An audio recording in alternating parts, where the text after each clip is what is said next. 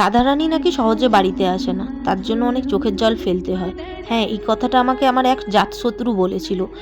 জাতশত্রু কেন বললাম? কারণ সে কখনোই চায়নি আমার বাড়িতে রাধারানী আসুক। সে আমাকে সবসময় বলেছে সে নাকি ৮ বছর ৯ বছর অনেক কষ্ট করার পর তার বাড়িতে রাধারানী এসেছে।